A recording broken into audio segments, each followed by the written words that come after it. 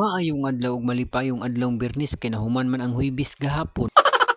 For today's video na napunta ning suok nagpahipi-hipi nagsayt-sayt sa litson nga gituyok. Unya kay naluto naman plaster na. Pero sa dili pa magpicture-picture sa amin. Kay mao naman ay uso ron, di sa magkaon magpicture sa guna. Pero ay lang mo katingala sa moang litson ha nga hapit na pagod kay paspasan na nato ni diri og tadtad kay nangabot na ni sila o da ubay-ubay ra ba po ni sila nga daghanon nato ning tadtad para maapod-apod po ni sila. Kay ang bisita biya unahon pagpakaon no para dili magmahay para magbalik-balik inig sa sunod na pud nga mga tuig. Unya nagpasalamat jud ko ani nila kay ninganhi gyud sila sa birthday sa ako ang pag-umangkon kay mingaw man pud ang birthday kung walay bisita gud kamo-kamo ra magkaon-kaon wala puy ayo kay mingaw gyud siya may ning naatay bisita para bibo pud ang ato ang celebrate sa ato ang adlaw nga natawhan. Ang nakanindot ani nga birthday kay nagdungan jud ni sila sa ako ang ugangan og kining iyang apo. Kini iyang apo nag-18 ni ron nga adlaw nga ang kini akong ugangan nag 75 na pud iyang edad mo ning nagdungan gyud sila og birthday. Nya Valentine's pag yun mugay na nakapula ko kay nangita pug ko ako ang kapartner.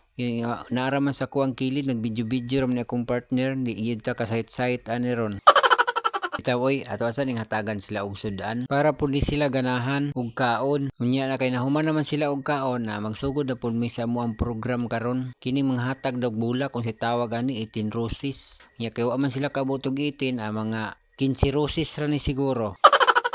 Giapod-apod na ni sa iyang mama ang mga roses sa kadtong mo hatag sa iyahang anak nga nag-18 karon nga adlaw. Kung nakita po nako sa iyahang mama nga pertigi po niyang lipayas nga nag-birthday ang iyahang anak karon niya. Ang iyang pong anak malipayon po. O nang gisayawan na po ni sa iyahang mga classmate ra po dahil ni nagkigsayaw sa iyaha. Samaan ni gwapo.